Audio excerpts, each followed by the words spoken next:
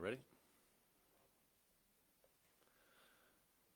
All right, good afternoon, everybody. Thank you for joining us here today. 13 months ago, a horrible tragedy took place in our city with the killing of Breonna Taylor.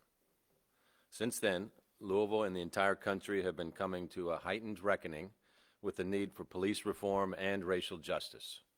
Here in Louisville, we have taken numerous steps to produce a higher level of police community legitimacy and improve the co-production of public safety. Because we will only all be safe if we all recognize that we are all in this together. Our reform steps include signing Breonna's Law, implementing new leadership for the Louisville Metro Police Department, establishing our Civilian Review and Accountability Board, an Office of Inspector General, and hiring the national firm Hillard Heinz to undertake an independent top-to-bottom review of LMPD. We have begun implementation of dozens of reform recommendations from the review and from the settlement with Breonna Taylor's family. And the budget that I released last week takes many steps to reimagine public safety with additional funding streams to help us reform how we create and deliver that safety with work from all of Metro government and in partnership with all of the residents of our city. And as I will continue to say, we know we have much more work to do. That is why I strongly welcome the announcement made by Attorney General Merrick Garland earlier today of a patterns and practice investigation into LMPD. Chief Erica Shields, Council President David James, County Attorney Michael Connell, and I, along with members of our staffs, met with representatives of the Department of Justice earlier today, and we all share a commitment and an urgency to this review, which is part and parcel of the work we've been doing to reimagine public safety and build greater trust, respect, transparency, and accountability with the people of Louisville and LMPD. Throughout my administration, we have welcomed audits and external reviews because they are critical learning and improvement opportunities. And in my conversation with other mayors whose cities have been participants with the DOJ, they have reported the experience is very beneficial and something that helped them produce greater police community legitimacy. I also believe this review shows that the checks and balances of our national government are working. If there are questions about a local police department needing further review, it is imperative that the federal government step in and provide that review. And I appreciate that the Attorney General mentioned the reform steps that we have already taken here in Louisville in his earlier announcement today. The recommendations of this DOJ review will help us continue to pursue our efforts toward being the best police department in America and producing a safer, more equitable city for all of our residents. To the officers of LMPD, let me repeat, as I have often said, you have an unbelievably difficult job working to keep us safe while policing equitably across our community. Good officers will welcome this announcement and see it as an exciting time to be part of reform and transformation. To the people of Louisville, know that you are the ultimate winners of this review, which will help us remove, as quickly as possible, any obstacles that stand in the way of Louisville becoming a more just and a more compassionate city, a city of equity and constitutional policing for all of our residents. So thank you, Attorney General. We stand ready to assist in your efforts. Next up, I'd like to turn things over to LMPD Chief Erica Shields. Chief. Thank you, Mayor. Good afternoon.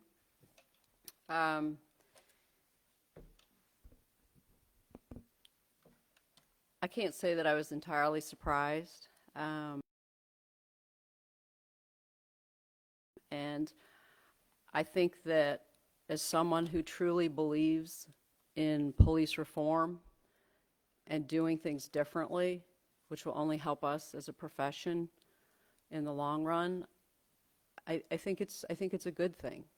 I think that it's necessary because police reform, quite honestly, is needed in near every agency across the country. And if us at Louisville LMPD are going to be one of the flagship departments for change, then bring it on. We're going to deliver. What I have found in my short time here is a department that is comprised of some of the most honorable men and women I've ever worked with in law enforcement. They want to get it right. They want the community to be proud of them. And so what I look at this as an opportunity to quicken the pace in which we can make those changes essential so that the community trusts us and believes in us. The city had invested in, prior to my arrival, and it was rolled out shortly after I started, in an independent audit of the department, a top-to-bottom review by Hilliard Hines, third party, and it put forward a number of recommendations that were extremely beneficial for us as we develop our strategic plan moving forward and as we operationalize changes. But the reality of it is what the DOJ is doing is they're bringing more resources, drilling down in greater detail, and also providing the guidance of what it is the federal government wants to see nationally from law enforcement agencies. And there has to be clarity and uniformity on that if we're ever going to be in a space where policing is a profession that we can be proud of in every corner of America. To the officers, the employees, what I will say is this venture will only be successful if you are engaged. Your feedback, your involvement, and your observations are imperative. The job that you do day in and day out is extremely difficult, extremely dangerous. And that's the one piece of this equation of all the criticism that comes on police that we have to also deal with and we have to get our arms around. And that is just the sheer volume of illegal guns that are on the street. Because I think if we don't address that as well, we're going to have a much harder time getting our arms around this. And it is imperative then, as you as officers, that you engage in this process. It's okay if we've done things wrong. We're going to do it differently. We're going to do it better. But this is your future, it is our future, and we need to articulate what's worked and what hasn't worked so that we can be afforded those resources and the assistance that's so desperately needed to get us in a space where we can be proud of who we are and proud of our performance day in and day out. And I do welcome this, as the mayor does, because I think that we're in a space that we need support. But I also firmly believe in LMPD and the city of Louisville. And we've got this. Thank you. Thank you, Chief. We'll now hear from the President of the Metro Council, David James. Good afternoon, everybody. I, too, welcome this opportunity to have the Attorney General of the United States look at the patterns and practices of LMPD. I think our officers at LMPD really want to have the very best police department in the country. And I think our citizens want to have the very best police department in the country. But I think there has to be some cultural change that takes place in order for that to happen. And I think that Chief Shields is doing a fantastic job. However, as she said, I think that she needs some help to get that done. And I think having the federal government come in and look at what we have going well and what we don't have going so well is very important. And I don't think that it's any secret that we have a police department that has some troubles, but we also have a police department that has some of the very best police officers in the country. And so I look forward to this. I welcome it. The Metro Council welcomes it. And I know that our police department can do better and that some change has to take place, and that I know that our community wants to do better and have good relationships with our police department. And I believe those things can happen. Thank you. Thank you, President James. Another way to look at this is we've been building momentum toward this type of audit now for the last 6 to 9 months in the community. Again, unfortunately, out of a tragedy. So we've got a lot of experience with audits like this. with the desire to improve like this. We've seen many of our LMPD officers embrace this type of movement toward becoming the best police force in the country, and reform and all that's involved with that, because America is at a crossroads with policing. We just happen to be the city we're talking about here today. So the opportunity for us to really get this right in a new way that enhances this police community legitimacy that we're talking about is just really an outstanding opportunity for us. And one of our critical partners with that journey is Michael Connell, our county attorney, who will now give his thoughts. Mike?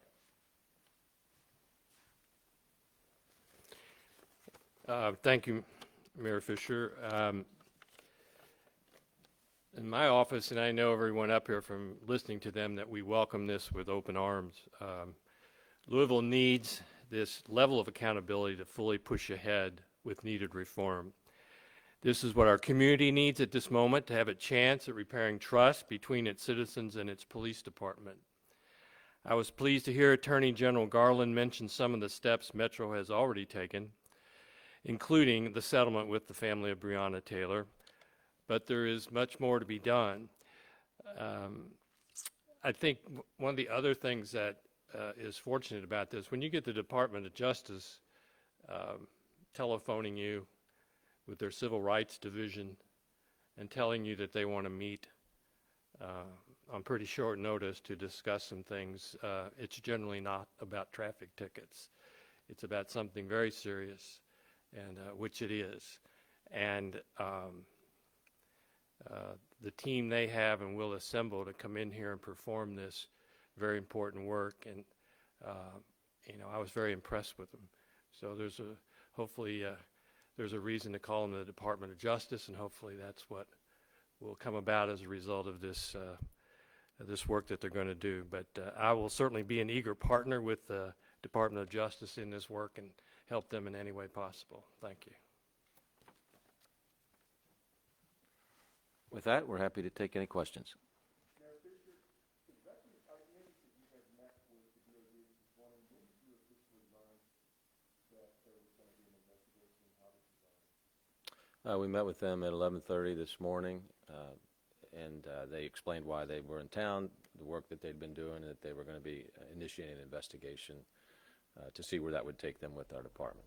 Did they say that it was an overall to look at the last several years, or was it the Breonna Taylor case specifically that got their attention that they're going to delve into?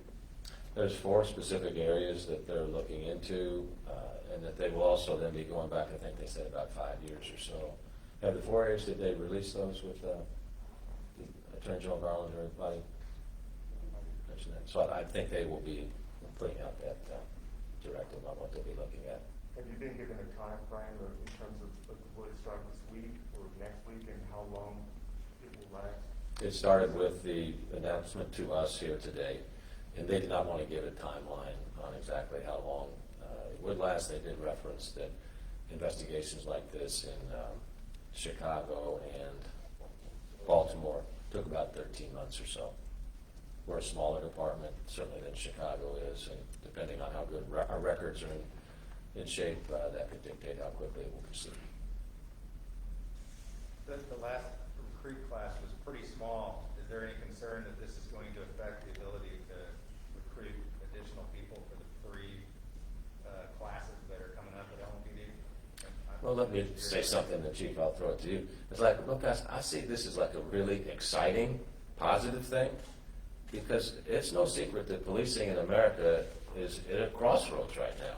I mean, it seems like almost every newscast that you're on, there is something about the police in the community not working right. And I know that our police force, for instance, our police members, they don't want that. They want change. They want to see the community welcoming their work, and when their work is conducted under difficult circumstances, they want to understand why and how it happened, and they want to understand that good training practices were followed. So folks that are interested in changing the tenor and tone of public safety in our country, which is very important, will be very enthused about joining a police department that has the opportunity to be at the vanguard of that change, just like good police officers will be within LMPD, which we are honored to have many, many of those. It's true Chief, that this you want- might be an opportunity, Mayor Fisher, it's true this might be an opportunity, but they're looking into if there were violations of the Constitution or of federal law. So if there are findings that happened, would you consider that a good thing for the department that you've been over for 10 years? All right, yeah, let me first address the recruitment thing, because I think it's important to notate that hiring and recruiting across the United States in law enforcement is proving to be extremely challenging. We have to rebrand our product. We have numerous self-inflicted wounds that have made our product unappealing, period. And so this is not isolated to LMPD by any stretch. And what I think is my job is to ensure that the department and the people we're hiring understand this actually empowers me, because what I will be pushing for is more resources, more training, right? And more tools other than lethal force to help our officers navigate the numerous situations they encounter day in and day out. And I think for too long we have allowed other parties to dictate how we do our job and how we train and what we invest in. And the reality of it is we need to be driving that. And so to me, I look at this as a huge opportunity to get us on the path forward that is most beneficial for the police department. And I think that, that's my job, is to make sure people understand that this is not a negative. With what these folks have been dealing with for the last 9 months, I think I would like to believe they dealt with the hardest part, and that we can get to some level of normalcy in this city so that the community feels good about LMPD. Darcy, would you repeat that question? When you talk about this as an opportunity and a good thing, it's a federal investigation into if a city agency violated the Constitution or federal law. And so the finding potentially is that the police department that you've been over for 10 years was breaking laws. So if there is a finding that there's something wrong with the department, do you consider that a good thing? Well, first off, I hope that the investigation will show that the LMPD did a good job under very difficult circumstances. If it's found that there are violations of constitutional policing, that needs to be communicated, it needs to be understood, and it needs to be corrected if it's not understood.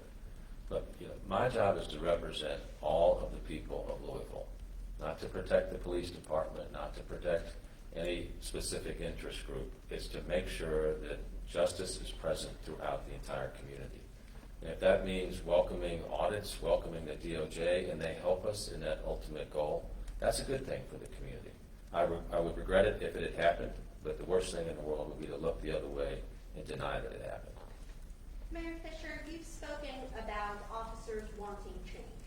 But I think that maybe there would be some officers that said yes, but we've asked for change for years. With the vote of no confidence against Chief Conrad, not only by the officers, but also by the bipartisan members of Metro Council. You've lost 15% of your officers in a year and a half. There was the dismantlement of the 9th Mobile Division because of all the lawsuits. There was also the record-breaking increase in shootings and homicides. All of that happened before the Breonna Taylor case. So what would you say to somebody who says, yeah, now we welcome change, but we've been asking for it under this administration for years? I would say that there's been plenty of change enacted by our police chiefs that we've had under my watch, and that things happen in a city our size. And we've never have just said we don't need to constantly change and improve. LMPD has a record of doing that. This is part of that ongoing record, what we've done since the tragedy with Breonna Taylor. We're always going to continue to change. People have different opinions on what change is also. Some people don't welcome change. Others embrace change. So we've always tried to improve, and we're going to continue to do so. Do you regret not asking Chief Conrad to step down sooner? that's a simplistic question. Do you regret it? I'm not going to dignify a question like that because it's simplistic and I think it's a valid question, given that there were multiple votes of no confidence. Are there any other questions? Anybody else? Would you guys speak to, again, you said the officers don't have anything to worry about, or they should be looking forward to this. I mean, morale has been an issue for a while with the officers in the department. They felt like they haven't been supported. Why is this something that they should look forward to? How is this going to make things better, especially right now?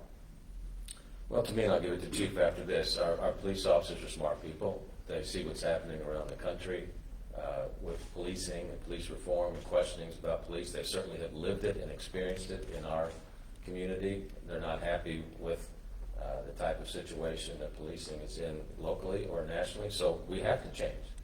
And I would think that they would want to be part of that. Chief? Thank you. I think that the police they've not enjoyed their job, right?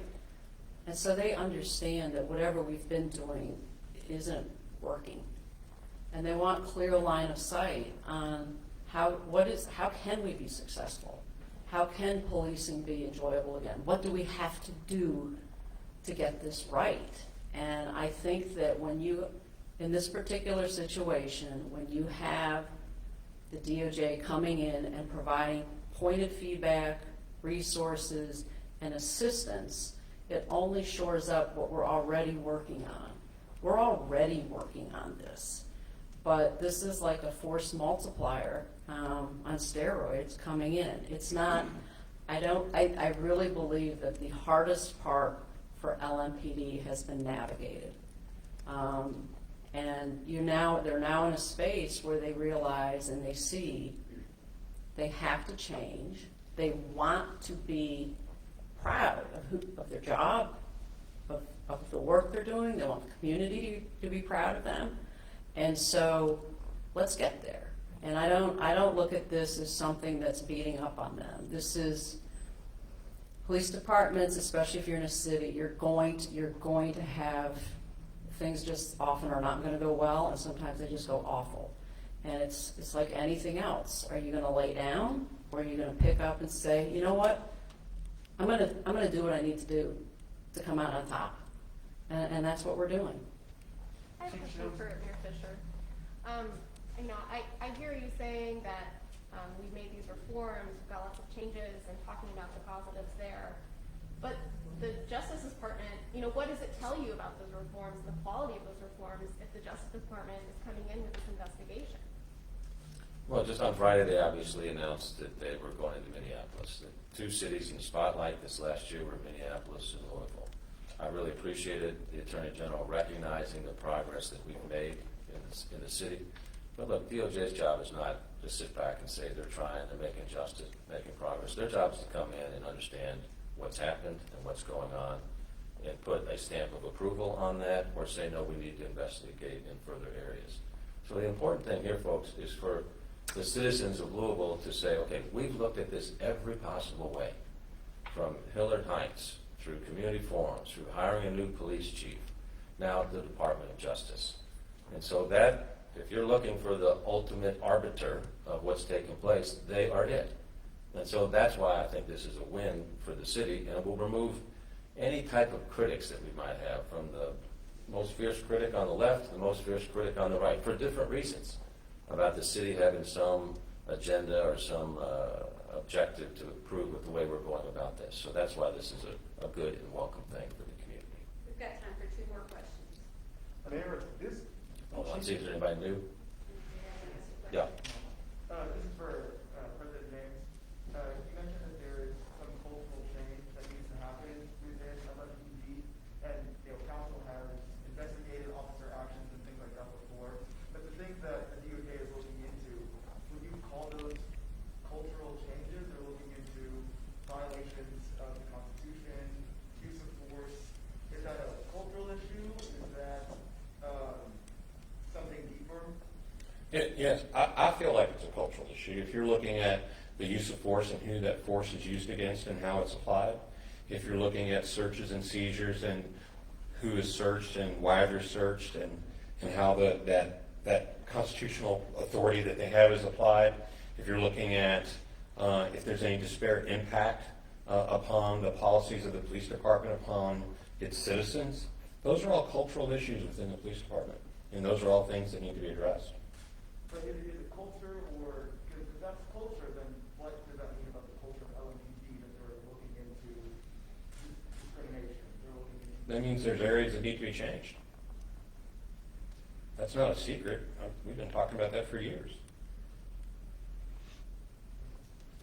Chief Shields, if this were to end up in a consent decree where the department has to comply with some findings, can you talk about what that would mean for the city and sort of what it means for a department to be under a consent decree, and any experience you have with that or any insight?